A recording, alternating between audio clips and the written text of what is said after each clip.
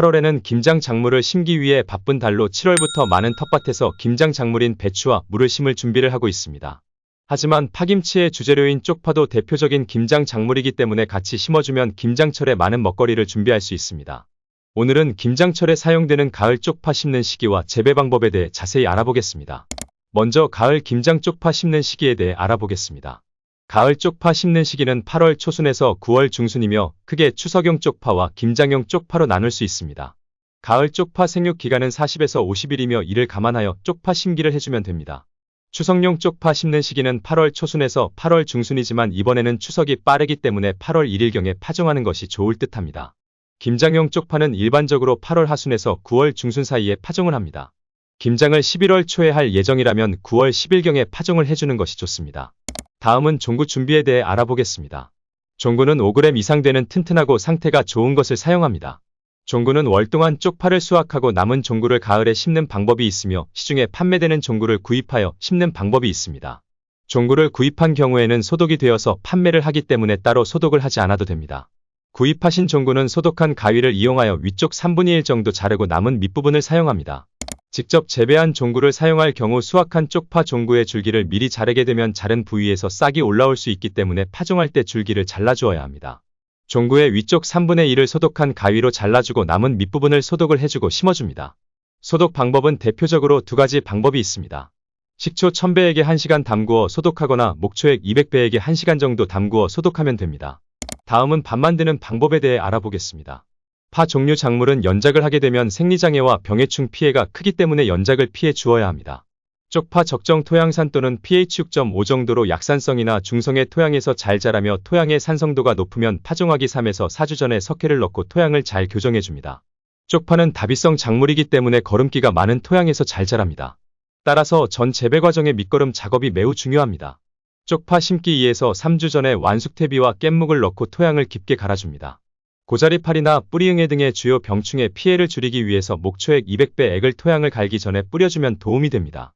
쪽파 두둑은 폭은 90에서 100cm가 적당하며 두둑 간의 거리는 30cm가 적당합니다. 쪽파는 두둑 높이가 높지 않아도 되지만 강수량이 높은 지역이나 집중성 호우가 심한 지역은 두둑 높이를 15cm까지 높여줍니다. 다음은 종구 심는 방법에 대해 알아보겠습니다.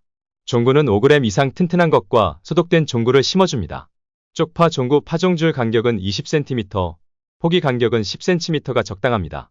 먼저 쪽파 종구 심기 전 물을 흠뻑 주어 토양을 충분히 적셔줍니다. 호미를 이용하여 5cm 깊이로 파내고 종구의 뿌리 부분이 아래로 하고 잘린 부위가 위로 향하도록 세워서 심어줍니다. 튼실하고 큰 종구는 하나만 심어주고 작은 종구는 2~3개 붙여서 심어줍니다. 다음은 물주기에 대해 알아보겠습니다.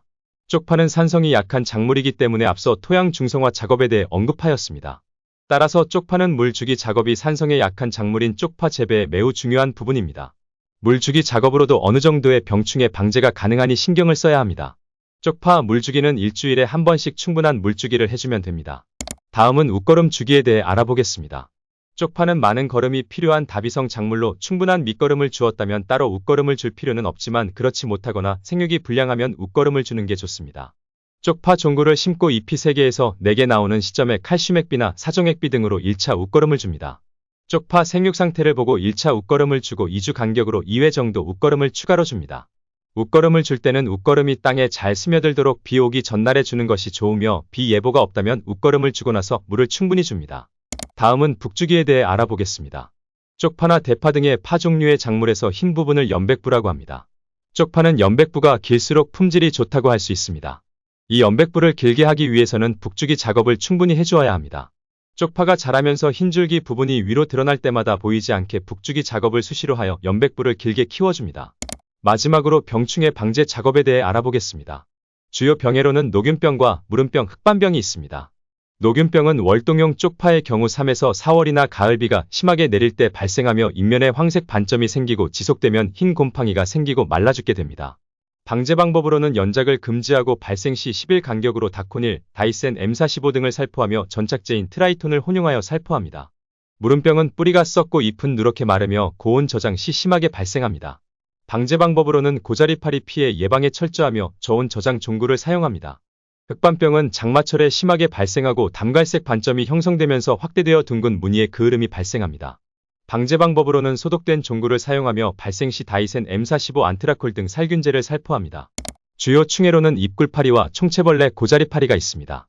입굴파리는 어린 벌레가 잎에 들어가 잎살을 먹으면서 잎의 표면에 흰 반점이 생깁니다. 방제 방법으로는 잎에 흰 줄이나 반점이 생기게 되면 파단이나 노트란 등을 전착제와 혼용하여 살포합니다. 총체벌레는 잎에 백색 반점이 생기는 증상이 있으며 방제 방법은 입굴파리와 동일합니다.